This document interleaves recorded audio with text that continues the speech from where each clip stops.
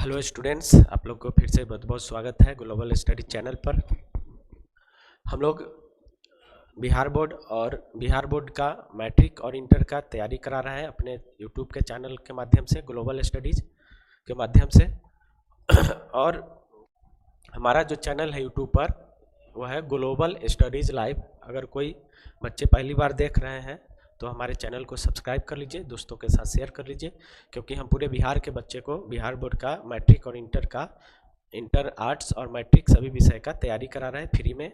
तो कोई भी बच्चे अगर चाहते हैं हमसे जुड़ना तो ये यूट्यूब पर जा कर के सर्च करना है ग्लोबल स्टडीज लाइव और हमारे चैनल को सब्सक्राइब करके अपना तैयारी शुरू कर दीजिए। हम लोग इंटर बोर्ड का 8 विषय में हम लोग राजनीतिक विज्ञान का दीर्घ उत्तरीय क्वेश्चन देख रहे थे।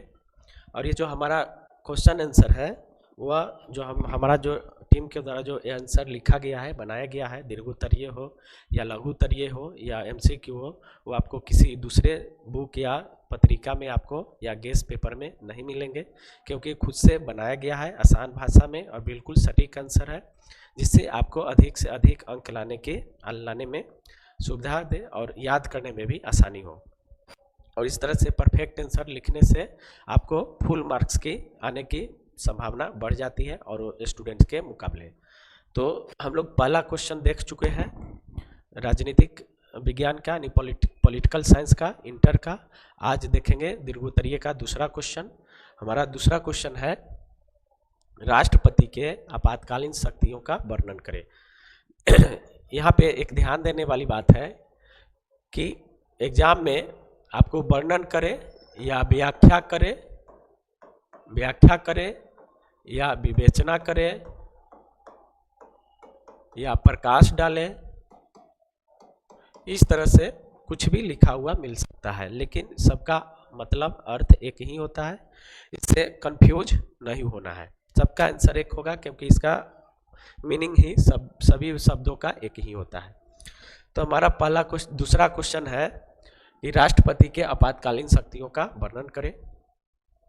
तो देखते हैं उत्तर। आप लोग कॉपी कलम लेकर के बैठिएगा और वीडियो को पॉज कर करके आप लोग सारे आंसर लिख लीजिएगा।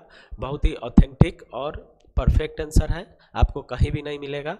एकदम परफेक्ट आंसर लिखा हुआ, आपको इसी फॉर्मेट में आपको लिखना है, याद करना है और वहाँ पे जाकर के एग्जाम में लिखना भी है, जिससे आपको मैक्सिमम मार्क्स आप ला सके आसानी से। तो चलिए देखते हैं। राष्ट्रपति भारत का राज्य प्रमुख होता है। वह भारत का प्रथम नागरिक तथा राष्ट्र की एकता, अखंडता एवं सुदृढ़ता का प्रतीक होता है। आपातकाल की घोषणा के लिए संसद के दोनों सदनों का अनुमोदन आवश्यक होता है। यानी आपातकाल लगाने की जो घोषणा राष्ट्रपति करते हैं वह उसके लिए संसद के दोनों सदन यानी लोकसभा और राज्यसभा दोनों से ही पारित होना यानी अनुमोदन होना आवश्यक है। दोनों अनुमोदित करेगी कि हाँ आपातकाल लगाई जाए, देश में ऐसी स्थिति है, तो राष्ट्रपति क्या करते हैं, आपातकाल की घोषणा करते हैं। अब है भारतीय संविधान द्वारा राष्ट्रपति को कुल आपातकालीन शक्तियां प्रदान की गई है। क्या की गई है? प्रदान की गई है। यानी भारतीय संविधान के द्वारा भारत के राष्ट्रपति को 3 प्रकार के आपातकालीन शक्ति दी है, प्रदान की है, जिसका उपयोग राष्ट्रपति देश के जो व्यवस्था है, देश के विभिन्न जो परिस्थिति है, वो विकट परिस्थिति में इस शक्ति का उपयोग राष्ट्रपति करते हैं। और देखते हैं आगे। आप सभी लोग को इस तरह से एक डायग्राम के रूप में बनाना है कि राष्ट्रपति की जो शक्ति मिली है, 3 शक्ति, आपातकालीन शक्ति, उसको इस तरह से फॉर्मेट में लिख देंगे ताकि हमारा आंसर जो है अच्छा हो जाए, सुंदर हो जाए, अट्रैक्टिव हो जाए, ताकि हमें अधिक से अधिक नंबर आ सके। तो आपातकालीन शक्तियाँ 3 प्रकार के हैं। पहला है राष्ट्रीय आपात, जो संविधान के अनुच्छेद 352 के द्वारा प्रदान की गई है। दूसरा है राष्ट्रपति शासन जो संविधान के अनुच्छेद 356 और 365 के द्वारा प्रदान की गई है। ये दोनों के बारे में पढ़ेंगे कि 56 के द्वारा किस प्रकार लगता है और 365 के द्वारा किस प्रकार राष्ट्रपति शासन लगता है। उसके बाद है तीसरा वित्तीय आपातकाल, ये अनुच्छेद 360 के द्वारा लगाई जाती है। तो इस तरह से आप सब लोग डायग्राम बनाइएगा। इसके आगे देखते हैं। पहला है राष्ट्रीय आपातकाल अनुच्छेद 352 के तहत। इसमें देखते हैं कि राष्ट्रपति द्वारा निम्नलिखित आधारों पर पूरे देश में या टाइपिंग मिस्टेक है, या देश के किसी भी हिस्से में प्रधानमंत्री और मंत्रिपरिषद की सलाह पर आपातकाल की घोषणा कर सकते हैं। आपातकाल की घोषणा कर सकते हैं, यानी आपातकाल जो राष्ट्रपति घोषणा करेंगे वह प्रधानमंत्री और मंत्रिपरिषद के सलाह पर। ठीक है, अब देखते हैं वह कौन कौन सा आधार है, किस आधार पर राष्ट्रपति क्या करते हैं, आपातकाल की घोषणा करते हैं। तो पहला जो आधार है वह है दूसरे देशों के साथ युद्ध के दौरान। अगर भारत का युद्ध किसी दूसरे देशों के साथ हो रहा हो, यानी युद्ध शुरू है, तो राष्ट्रपति देश की परिस्थिति को देखते हुए और मंत्रिपरिषद प्रधानमंत्री की सलाह लेते हुए संसद द्वारा अनुमोदन के बाद राष्ट्रपति क्या करेंगे, आपातकाल की घोषणा करेंगे, यानी जब भारत का किसी दूसरे देशों के साथ युद्ध हो रहा हो तब। दूसरा है देश पर बाहरी आक्रमण होने पर। अगर कोई देश भारत पर अचानक से हमला कर दे, बिना सूचना के, बिना कोई वजह के अचानक से हमला कर दे, भारत पर अटैक कर दे, तो उस समय भी देश की परिस्थिति को देखते हुए राष्ट्रपति क्या कर सकते हैं, या तो पूरे देश में या देश के किसी विशेष हिस्से में क्या कर सकते हैं, आपातकाल की घोषणा कर सकते हैं। तीसरा है देश में सशस्त्र विद्रोह होने पर। अगर देश में सैनिकों का सशस्त्र विद्रोह हो जाए, उपद्रव हो जाए, अशांति हो जाए, अहिंसात्मक जो गतिविधि है वो बढ़ जाए, तो स्थिति को देखते हुए राष्ट्रपति क्या कर सकते हैं, आपातकाल की घोषणा कर सकते हैं और देश में आपातकाल क्या हो जाएगी, लागू हो जाएगी। तो ये 3 आधार है जिसके आधार पर क्या किया जाता है राष्ट्रपति के द्वारा, तो राष्ट्रीय आपात की घोषणा कर दी जाती है। अब है राष्ट्रीय आपात के दौरान राष्ट्रपति की शक्तियां, यानी राष्ट्रीय आपात के साथ राष्ट्रपति को कौन कौन सी शक्ति प्रदान की गई है जिसका वो उपयोग करते हैं आपातकाल के दौरान। तो पहला है अनुच्छेद 19 के तहत प्राप्त मौलिक अधिकारों को निलंबित कर सकता है, यानी 19 में हम लोग को पता है स्वतंत्रता का अधिकार है। भारतीय संविधान के अनुच्छेद 19 में हम लोग को स्वतंत्रता का अधिकार मिला है, जो मौलिक अधिकार के अंतर्गत आता है। तो 19 के तहत जो नागरिकों को कुछ मौलिक अधिकार प्राप्त है उसे राष्ट्रपति निलंबित कर सकते हैं। निलंबित का मतलब है उसे रोकना, उस अधिकार को तत्काल रोक देना, और बर्खास्त का मतलब होता है पूरी तरह से खत्म कर देना। तो ये निलंबित करने का मतलब है कि तत्काल के लिए आपके अधिकार को छीन लिया जाता है। जब आपातकाल की स्थिति अच्छी हो जाएगी, देश में अच्छा व्यवस्था हो जाएगी, अच्छा परिस्थिति हो जाएगी पहले की तरह, तब फिर से ये आपको मौलिक अधिकार को बहाल कर दिया जाएगा। तब तक इसको आपको क्या किया जाता है, निलंबित किया जाता है। यानी अनुच्छेद 19 के तहत क्या किया जाता है, मौलिक अधिकार को निलंबित कर दिया जाता है पूरे देश के नागरिकों के लिए। दूसरा जो उनको शक्ति है वो है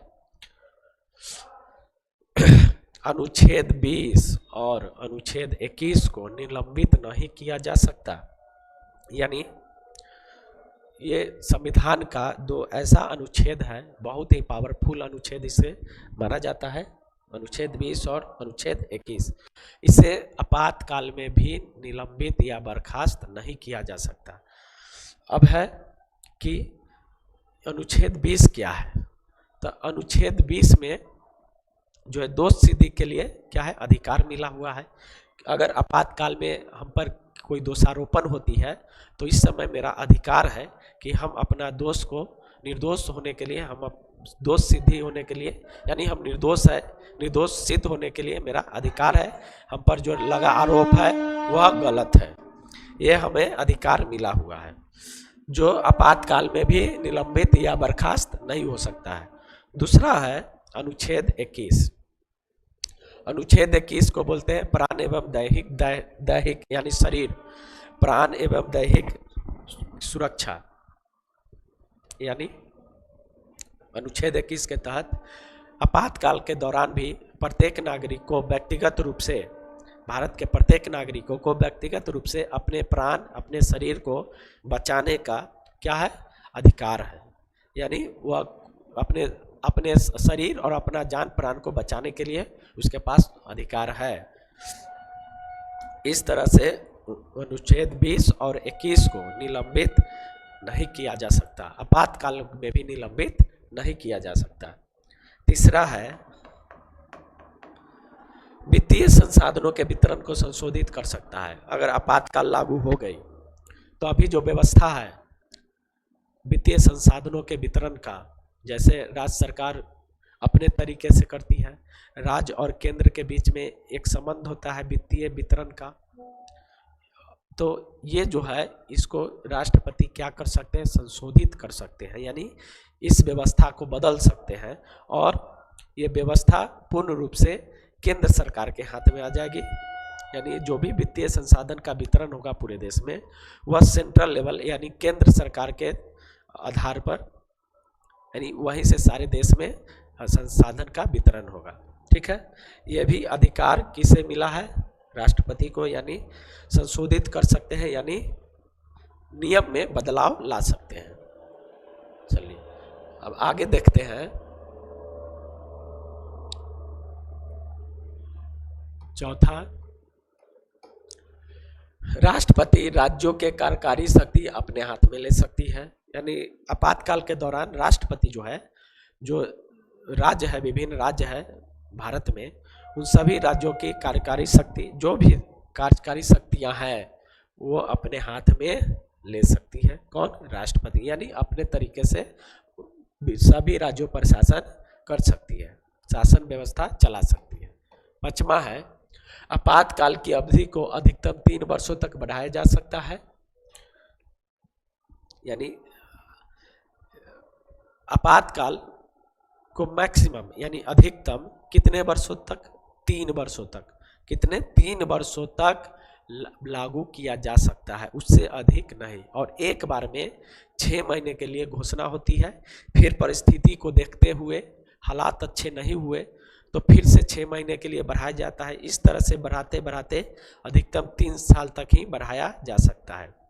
और हमेशा प्रत्येक 6 महीना पर बढ़ाने के लिए नियम में संशोधन और दोनों सदनों का अनुमोदन होना अनिवार्य होता है, जरूरी होता है। इस प्रकार ये सभी शक्तियां राष्ट्रपति को आपातकाल के दौरान प्राप्त है। अब है आगे, भारत में राष्ट्रीय आपात अब तक कुल 3 बार घोषित हो चुका है। यह भी जानना जरूरी है, लिखना जरूरी है इस क्वेश्चन के आंसर में कि भारत में अभी तक कुल 3 बार राष्ट्रीय आपातकाल की घोषणा हो चुकी है। पहला 1962 में कब लागू हुआ था आपातकाल की घोषणा, कब हुई थी, 1962 में भारत चीन युद्ध के समय, जब भारत चीन युद्ध हुआ था 1962 में, तो उस समय आपातकाल की घोषणा की गई थी। दूसरा है 1971 में भारत पाकिस्तान युद्ध के समय, इस समय भी भारत में क्या लागू की गई थी, आपातकाल लागू की गई थी। और तीसरा है 1975 में आंतरिक अशांति के आधार पर, यानी ये जो है किसी युद्ध वगैरह या बाहरी आक्रमण के द्वारा नहीं लागू की गई थी आपातकाल। 1975 में जो लागू की गई थी वो आंतरिक विद्रोह के कारण बहुत सारे देश में विद्रोह हुए थे, आंदोलन हुए थे, जिससे देश में उथल पुथल हो गई थी, कानून व्यवस्था चरमरा गई थी, उपद्रव बढ़ गए थे, अशांति फैल गई थी। इसको देखते हुए तत्कालीन प्रधानमंत्री इंदिरा गांधी जी देश में आपातकाल की घोषणा करती है। इस तरह से अभी तक कुल कितना बार, 3 बार आपातकाल की घोषणा की जा चुकी है। अब दूसरा है, पहला देख लिए आपातकाल अनुच्छेद 352 के तहत। अब दूसरा देख रहे हैं, दूसरा देखते हैं राष्ट्रपति शासन यानी अनुच्छेद 356 और 365। तो राष्ट्रपति शासन एक या एक से अधिक राज्यों में अनुच्छेद 356 एवं अनुच्छेद 365 के तहत राज्यपाल के सलाह पर निम्न आधारों पर घोषणा की जा सकती है। ठीक है, अब देखते हैं क्या है, किस कौन कौन सा आधार है जिसके आधार पर राष्ट्रपति एक या एक से अधिक राज्यों में राष्ट्रपति शासन की घोषणा कर सकती है। तो देखते हैं, पहला है राज्यों में संवैधानिक तंत्र की विफलता होने पर अनुच्छेद 356 के तहत यानी या 356 के द्वारा राष्ट्रपति शासन की घोषणा की जा सकती है। यानी ये जो 356 है अनुच्छेद, वह किस परिस्थिति में इसके द्वारा राष्ट्रपति शासन लगती है? तो संवैधानिक तंत्र की विफलता होने पर, अगर किसी राज्य में कानून व्यवस्था चरमरा गई है, वहाँ के जो सरकार है वह शासन अच्छा से नहीं चला रही है, वहाँ के शासन प्रशासन बहुत उथल पुथल हो गई है, राज्य में अशांति फैल गई है, बहुत सारे अहिंसात्मक घटना हो रही है। तो हिंसात्मक घटना हो रही है, देश में राज्य में उपद्रव हो रहे हैं, नागरिकों को जीवन जीने में परेशानी हो रही है। तो इसे देखते हुए राष्ट्रपति राज्यपाल के सलाह पर अनुच्छेद 356 के तहत उस राज्य में राष्ट्रपति शासन की घोषणा कर सकती है। दूसरा है, संसद द्वारा दिए गए निर्देशों का पालन नहीं करने पर अनुच्छेद 365 के तहत राज्य में राष्ट्रपति शासन की घोषणा की जा सकती है। अगर कोई राज्य, भारत का कोई भी राज्य हो जो केंद्र सरकार द्वारा दिए गए निर्देशों का पालन नहीं करता हो, इसके विपरीत काम करता हो, अपने मनमाने नियम के विरुद्ध काम करता हो, जो केंद्र सरकार द्वारा नियम कानून दिए गए हैं या निर्देश दिए गए हैं उसके विपरीत जाकर के काम करता हो, तो इस स्थिति में राष्ट्रपति 365 अनुच्छेद 365 के तहत उस राज्य में क्या कर सकते हैं? राष्ट्रपति शासन की घोषणा कर सकते हैं।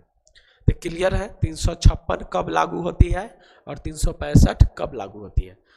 जब संवैधानिक तंत्र विफल हो जाए राज्य में तो 356 के तहत राष्ट्रपति शासन लागू होगी। जब केंद्र द्वारा दिए गए निर्देश का सही से पालन नहीं हो रहा है उस राज्य के द्वारा, तो उस राज्य में 365 के द्वारा राष्ट्रपति शासन लागू होगी। तो ये था राष्ट्रपति शासन किस आधार पर लागू होती है। अब है राष्ट्रपति शासन के दौरान राष्ट्रपति की शक्तियाँ। जब किसी राज्य में राष्ट्रपति शासन लागू की हो जाती है तो वहाँ तो राष्ट्रपति की क्या क्या शक्ति होती है।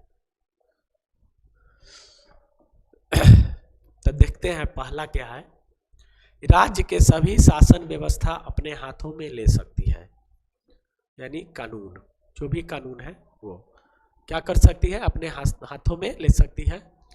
जिस राज्य में राष्ट्रपति शासन लगती है उस राज्य की सारे शासन व्यवस्था, जो भी राज्य चलाने के लिए व्यवस्था है, सारी व्यवस्थाएं वो अपने हाथ में ले लेती है राष्ट्रपति, और राज्यपाल के द्वारा वहाँ पे उस राज्य में शासन करती है। दूसरा, राज्य के राज्यपाल के द्वारा राज्य पर शासन कर सकती है। अभी बताए हैं, उस राज्य के राज्यपाल के द्वारा क्या कर सकती है? उस राज्य का शासन कर सकती है। तीसरा, राज्य की संचित निधि से व्यय की स्वीकृति दे सकती है। यानी राज्य की जो संचित निधि होती है, ये अलग प्रकार की निधि होती है, जमा राशि होती है, खजाना होता है राज्य का। उस खजाने से यानी उस निधि से व्यय करने की यानी खर्च करने के राज्य हित में राष्ट्रपति क्या कर सकती है? निर्देशित कर सकती है या स्वीकृति दे सकती है। चौथा, राष्ट्रपति शासन की अवधि 6 महीने के लिए लागू होती है। यानी प्रथम बार कितने महीने के लिए घोषणा होगी? 6 महीने के लिए, जिसे अधिकतम 3 वर्ष तक बढ़ाया जा सकता है। और आपातकाल भी 3 वर्ष और राष्ट्रपति शासन में 3 वर्ष, अधिकतम 3 वर्ष। लेकिन एक बार में कितना महीने के लिए? 6 महीने के लिए। 6 महीना के बाद फिर से वहाँ के स्थिति को देखा जाता है, ठीक है तो समाप्त कर दी जाती है, नहीं तो फिर से इस काल को यानी फिर से 6 महीने के लिए बढ़ा दी जाती है। इस तरह से अधिकतम 3 वर्षों तक राष्ट्रपति शासन लागू किया जा सकता है। अब तीसरा है वित्तीय आपातकाल। तीसरा क्या है? वित्तीय आपातकाल, अनुच्छेद 360। तो देश के वित्तीय साख पर खतरा होने पर राष्ट्रपति अनुच्छेद 360 के तहत देश में वित्तीय आपातकाल घोषित कर सकता है। अब तक भारत में वित्तीय आपातकाल की घोषणा नहीं हुई है। यानी वित्तीय साख पर, यानी भारत की वित्तीय स्थिति खराब हो जाए, देश दिवालिया के कगार पर चला जाए, कर्ज से ढक जाए, यहाँ पे बहुत सारे फाइनेंशियल यानी वित्तीय व्यवस्था यहाँ की चरमरा जाए, जिससे देश चलाने में बहुत कठिनाई होने लगे, देश कर्जदार हो जाए बहुत ज़्यादा, इतना कि अपने जनता का भी सही से पेट भरने में सक्षम न हो। उस स्थिति में क्या होता है कि राष्ट्रपति जो है अनुच्छेद 360 के तहत देश में वित्तीय आपातकाल की घोषणा करती है। और बहुत ही महत्वपूर्ण बात है कि अभी तक भारत में एक बार भी वित्तीय आपातकाल की घोषणा नहीं हुई है, जो भारत के लिए अच्छा है। भगवान करे कभी हो भी नहीं ऐसी आपातकाल।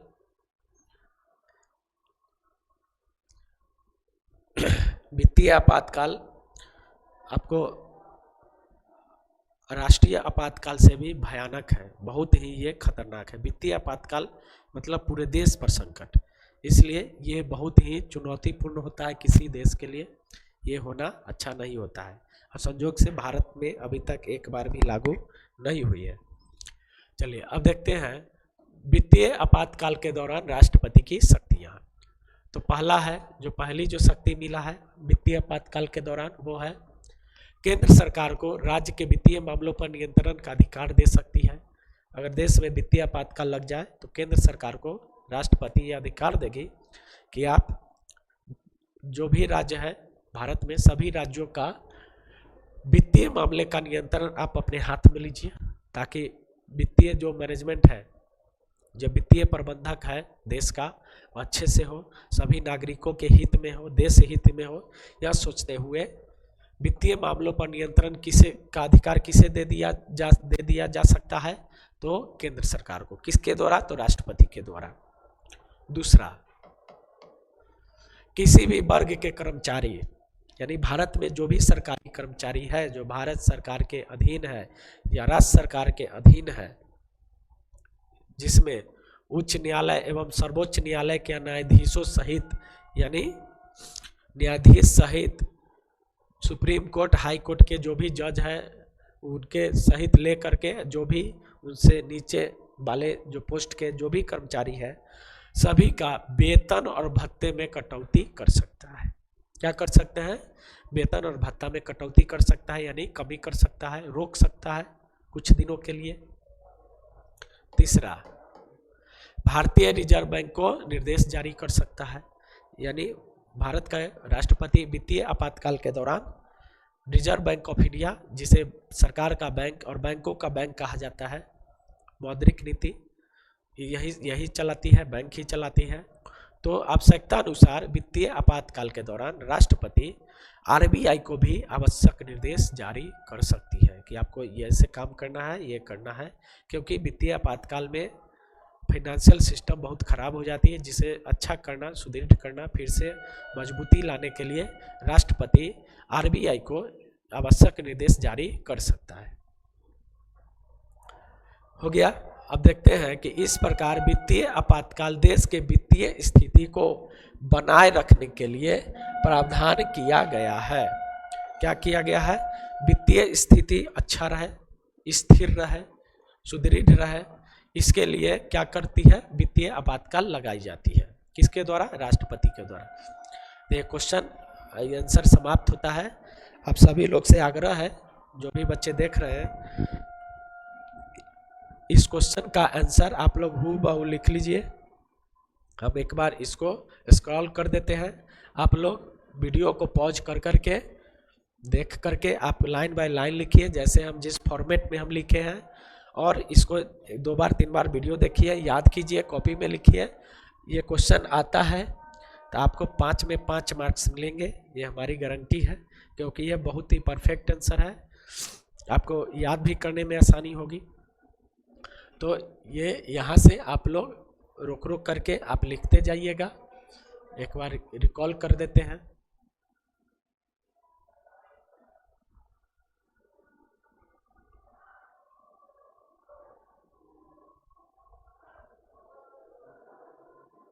सभी लोग बढ़िया से लिखिएगा, ये बहुत ही इम्पोर्टेंट क्वेश्चन है ये सब।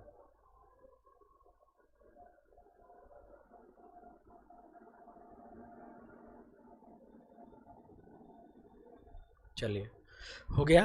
तो आप सभी लोग लिख लीजिएगा कॉपी में अपने राइटिंग में, और वीडियो को 2 बार 3 बार देखिएगा। इससे कुछ अनुच्छेद का भी हम चर्चा किए हैं, वो भी याद हो जाएगा आपको। जनरल कंपटीशन भविष्य के लिए भी बहुत ही फायदे करेगा यह क्वेश्चन। इसलिए सभी लोग लिखिएगा, 2 बार 3 बार वीडियो देखिए। फिर अगला क्लास लेकर के आते हैं, अगला VVI क्वेश्चन लेकर के आते हैं इस सब्जेक्ट का। तब तक के लिए आप लोग अच्छे से पढ़िए। थैंक यू, धन्यवाद।